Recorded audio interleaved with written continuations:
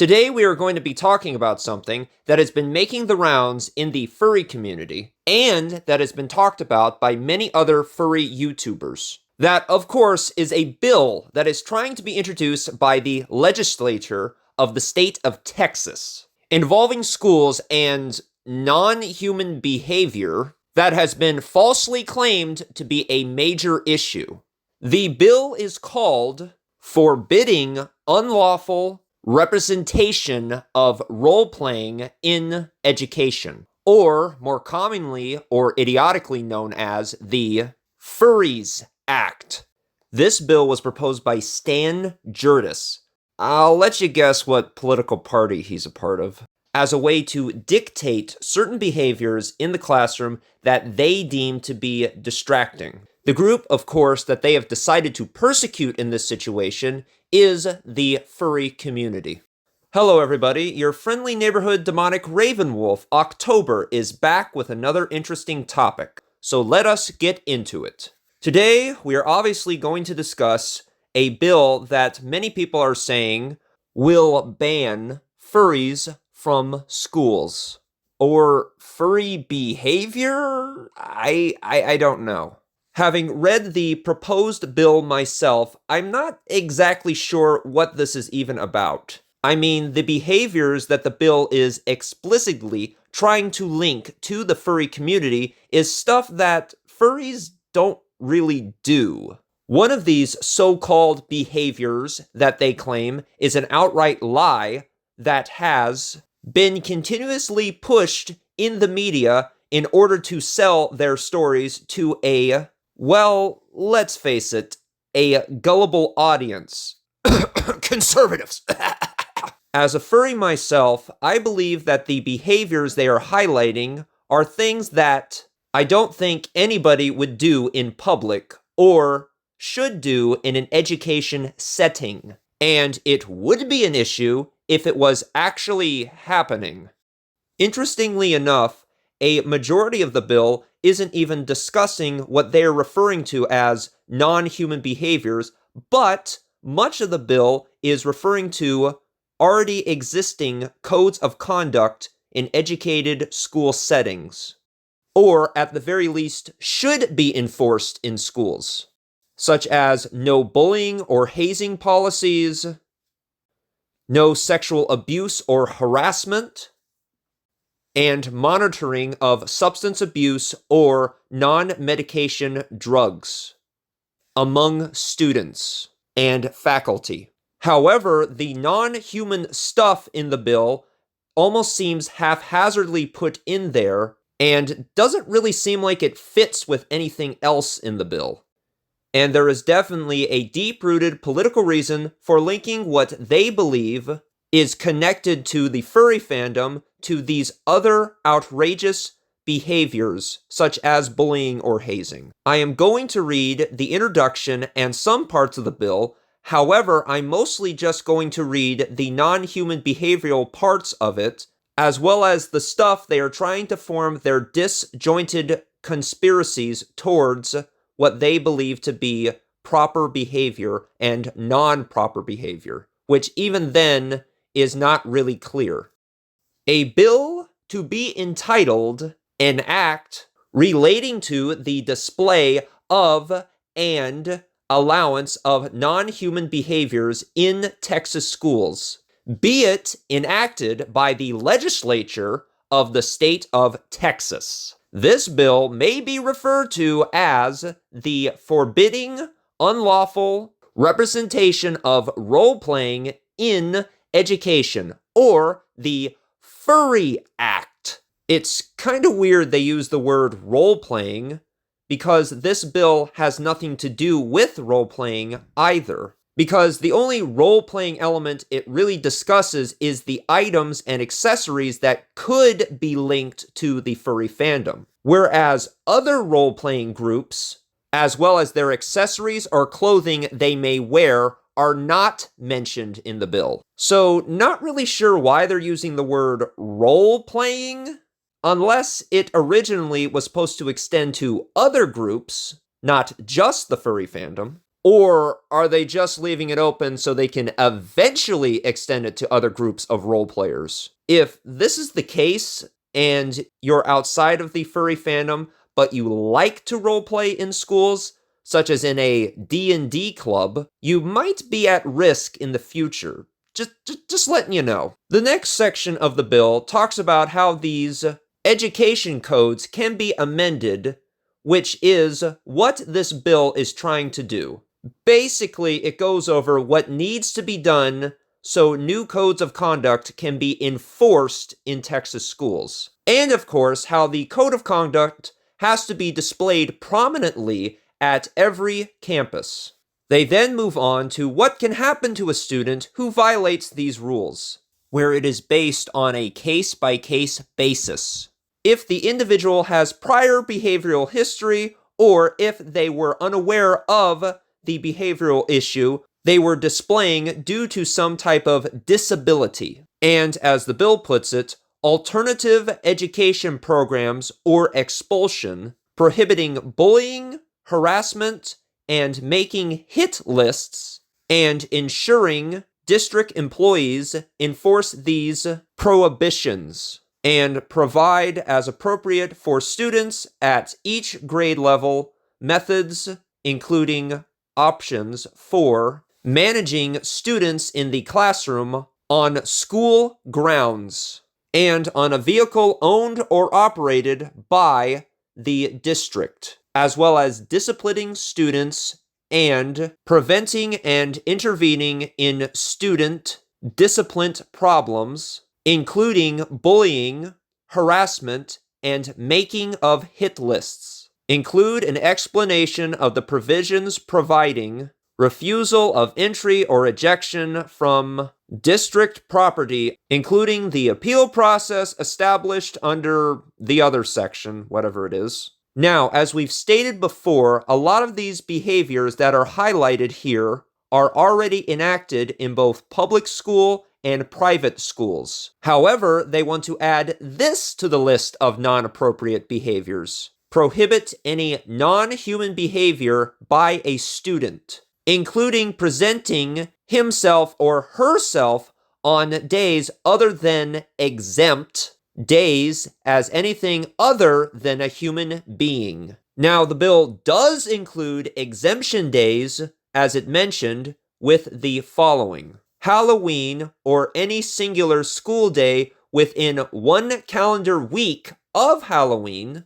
as designated by the school district or school campus as a Halloween day, school dress-up or activity days on which students are encouraged to wear costumes and garments that are otherwise different from the district or school normally accepted dress code, provided that there are not more than 5 such days in a year. Or if the theme is based on an era in human history, a specific holiday, or a specific school event, and if the theme of the day is not solely or primarily related to the history or celebration of a biological or artificial species other than Homo sapien, and the day the student must rehearse, perform, or attend an event that would otherwise require the student to dress in a costume if the student is a school mascot or is involved in district-funded or sponsored theater organization. So essentially, what the bill is stating is that you can only do these non-human behaviors during certain times of the year that we say you can, unless you're a mascot or performing in a funded play. So non-human behavior is not socially acceptable in education, except when it is socially acceptable in education. They are trying to make exceptions to the rules for which they have created. However, I don't think you would create an exception for bullying or hazing or even sexual harassment. Something else I've thought about If they are indeed trying to link these animal-like behaviors to physical and mental harm, why would you include exceptions to it if they indeed cause physical and mental harm? It doesn't really make much sense to link these to physical and mental harm and then at the same time have an exception for these types of non-human-like behaviors, which is also mentioned in this bill. So I find it a little bit strange as well as a little bit hypocritical that what you're saying is not socially acceptable in education. Now you're saying, no, wait, here's an exception where it is socially acceptable, only when it benefits them or the school itself. Continuing forward, we now get a more clarification on what they mean by non-human behaviors. I emphasize behaviors here because not everything in this list is considered to be a behavior. So let's see how they mistakenly clarify. Non-human behavior means any type of behavior or accessory displayed by a student in a school district other than behaviors or accessories typically displayed by a member of the Homo sapien species, including using a litter box for the passing of stool, urine, or other human byproducts. So, starting out strong with the lie that's been perpetuated in the conservative media. I don't know how many times this is going to be said or how many times it needs to be said. Furries don't use litter boxes. We're not animals. Schools have never implemented litter boxes in their bathrooms for use. The whole litter box thing was a fabrication, a hoax, that has been continuously proven to be a hoax time and time again. The only people who don't seem to know that are the people who want to perpetuate the lie, and people who are too lazy to look into it and who generally believe whatever the media tells them. This is exactly what happens when your elected officials believe in what trolls say on the internet without looking into it and realizing that it is completely fictitious. Which is really ironic because this bill talks about disciplining bullying and hazing when the people who have proposed this bill have created and perpetuated a belief that was made up by people who wanted to bully and haze a group of people. And this is only the first part of their description of non-human behaviors. So let's continue, I guess. A personal or outward display, except during a school play or by a school mascot, through surgical or superficial means of features that are non-human, such as tails, leashes, collars, or other accessories designed for pets. When fur other than naturally occurring, human hair, or a wig made to look like human hair. Gee, I wonder why you put that in the bill. Artificial, animal-like ears, other physiological features that have not been historically been associated to the Homo sapien species through a means of natural biological development. Barking, meowing, hissing, or other animal noises that are not human speech, and licking oneself or others for grooming or maintenance. Now, I will say that some furries wear collars and leashes. However, I do not think they would wear it in a classroom setting to begin with. And they did not produce any evidence to show that people were wearing collars and leashes to class in such a large amount that it would warrant a bill being created to control it. Also, surgical? Like a tail? I guess we're throwing in an irrational paranoia of science in there, I guess.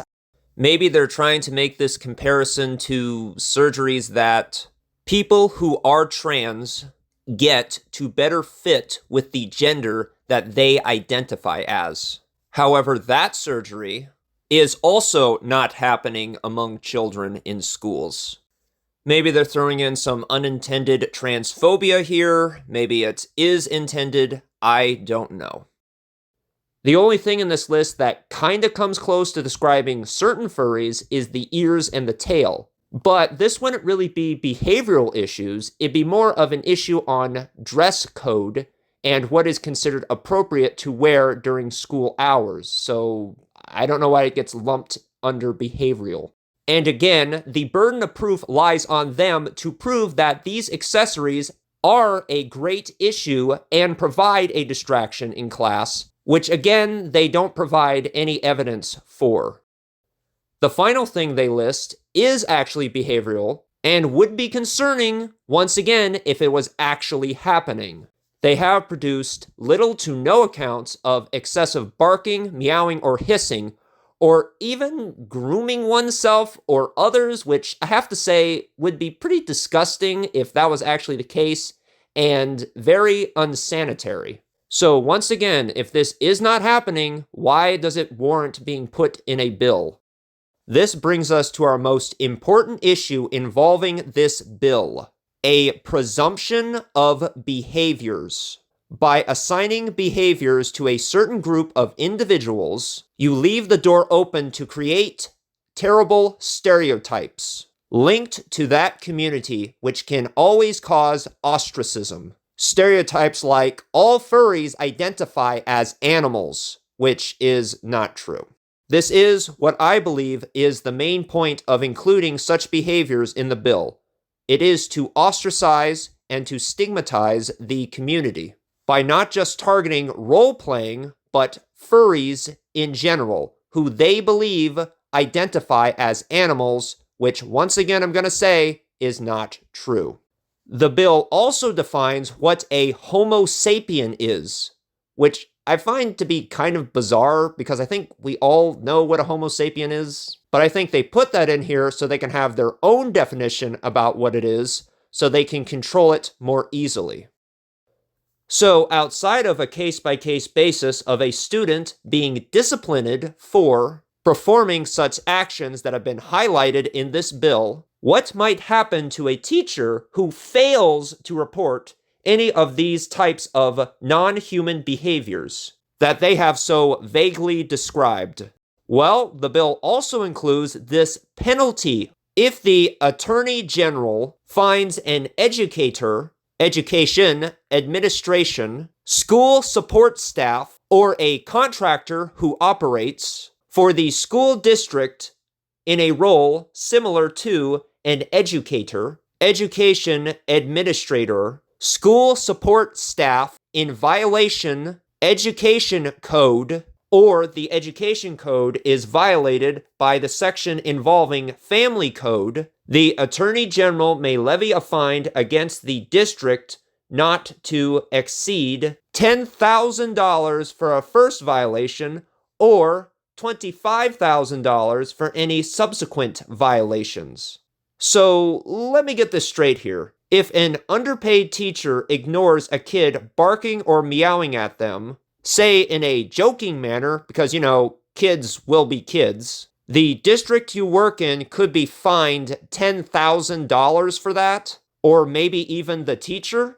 I don't know about you, but if I was a teacher, I'd be kind of pissed off. I mean, it's bad enough that teachers don't get the respect they deserve in this country, in general, but now you have to report any unusual sound that your immature students make to the authorities just to make sure that you or your district doesn't get fined. Also, to determine if the sound is a meow or a bark, does it have to be recorded so the sound can be determined within a court of law? Do the parents have to file an appeal to the state government if their child stubs their toe and lets out a yelp? Would a teacher have to sign an appeal to the state if they got fined for not reporting a student yelping after they stubbed their toe? I mean, I'm just asking questions, guys. I'm just asking questions. You see how easy this can go off the rails? Also, I guess these books would have to be banned if this bill passed. But then again, banning books isn't anything new for the conservative community, especially in the state of Texas. So, some people might ask, and I myself have also asked this question, October, why get so upset at this bill if all of it isn't real and is merely trying to justify the deluded fabrications of a paranoid conservative government? What is the harm in passing such a bill? Well, I will tell you in my final thoughts. Here are 4 major issues with adding on this type of belief to a bill. Number 1, since this bill contains fictitious beliefs, such as litter boxes being used in schools, it delegitimizes actual concerns such as sexual harassment, drug use, bullying, or hazing, which have all been mentioned in the bill. If you are going to put an outright lie or issues that aren't really concerning in a federal bill alongside issues that are an actual concern, then the actual issues you list could be taken less seriously in the future. Number 2, by stigmatizing a group of individuals by putting them in a box and assigning characteristics and behaviors to them can sometimes lead to more violence and justifying abuse against that group. And I'm not just talking about in a school setting, I'm talking about in general. When government officials legitimize a hatred towards a group, such as the furry fandom, this could lead to more bullying, hazing, and some extreme cases, as I've said, violence. Because since you've legitimized the hatred, an individual now can develop a deluded belief that they are protected under the law to perform such discriminating and debilitating acts against a community. We have seen this time and time again throughout history, and even now in our current political environment.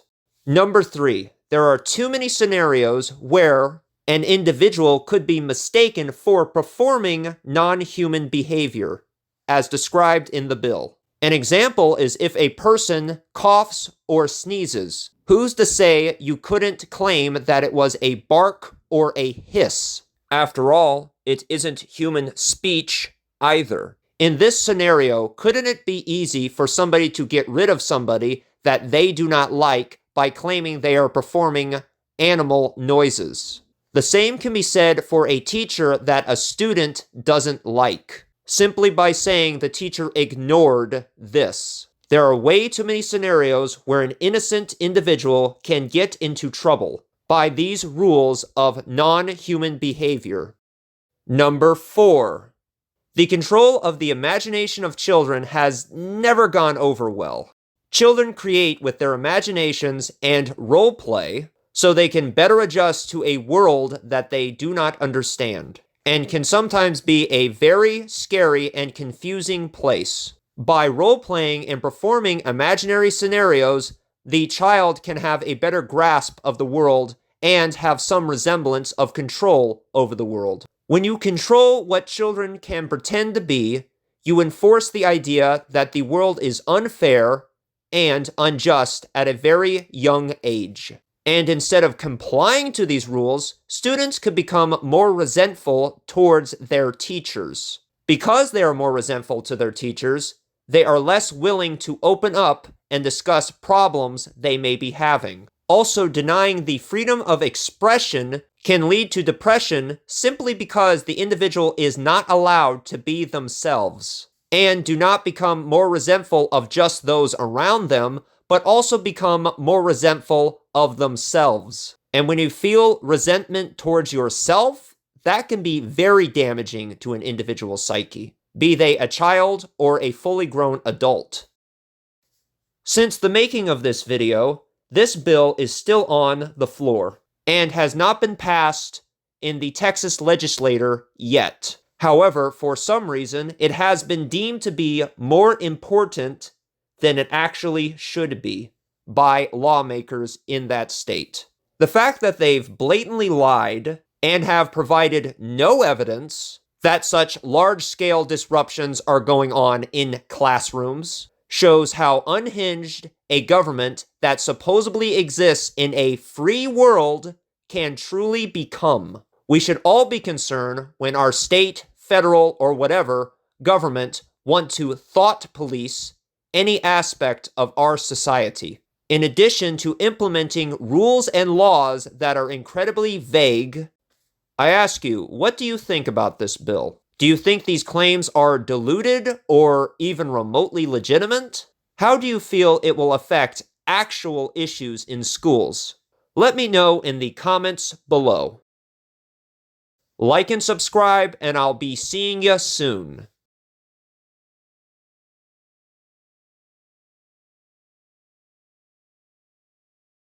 Hey, if you enjoy our content, maybe you would like to help us support our channel. Every little bit helps. I would also like to give a special shout out to the amazing artist who did the extraordinary character stills we used in this video. The ever incredible Bleptarts. Definitely check out their artwork if you get the chance. Also, if you're interested in the flittering thoughts that go upon in my brain, consider following us on Blue Sky. And thank you once again for your support.